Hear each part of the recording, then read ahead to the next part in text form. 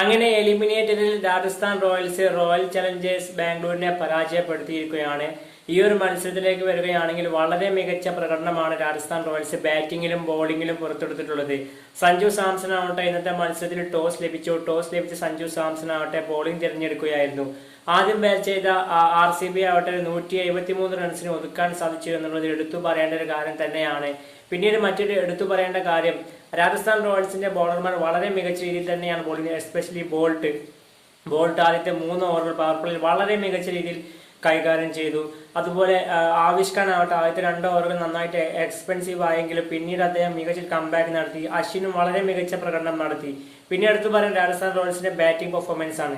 ജയ്സ്വാൾ ആവട്ടെ അദ്ദേഹം 45 റൺസ് എടുത്ത് പുറത്തായപ്പോൾ പരാഗ് 36 റൺസ് എടുത്തും. അതുപോലെ ഒരു പരിക്കിന് ശേഷം നീണ്ട ഗ്യാപ്പിന് ശേഷം വന്ന ഹിറ്റ്മേയർ ആവട്ടെ വളരെ മികച്ച പ്രകടനം നടത്തി. സഞ്ജു 17 റൺസ് എടുത്താണ് ഇന്ന് പുറത്തായത്. പിന്നെ എടുത്തു പറയേണ്ട ഒരു കാര്യം, അമ്പയറുടെ ഭാഗത്തു നിന്നും ഇത് തെണ്ടിത്തരം വന്നിട്ടുണ്ട്. അതുപോലെ കാർത്തികിന്റെ ആ ഒരു വിക്കറ്റ് അത് ശരിക്ക് ആദ്യം ബാറ്റ് പാഡ് തട്ടിയിട്ടാണ്, അത് അമ്പയറുടെ ഭാഗത്തൊരു തെറ്റ്. രണ്ടാമത്തെ കാര്യം, IPL റൂള് വെച്ച്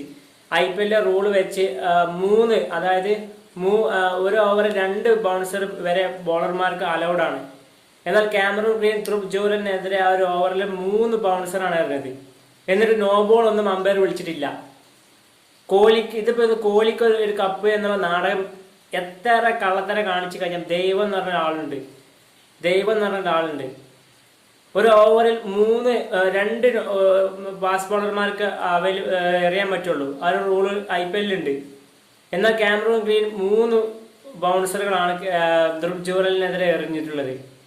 പിന്നെ മറ്റൊരു എടുത്തു പറയേണ്ട ഒരു കാര്യം, തേർഡ് അമ്പയറുടെ ഭാഗത്ത് പല മോശം, ഈ മത്സരം എന്നല്ല ഈ ഒരു മത്സരത്തിലുണ്ടായി മറ്റു ചില മത്സരങ്ങളിലൊക്കെ തേർഡ് അമ്പയറുടെ ഭാഗത്ത് നിന്നും ഇത്തരം ഡിസിഷൻ ഉണ്ടായിട്ടുണ്ടായിരുന്നു.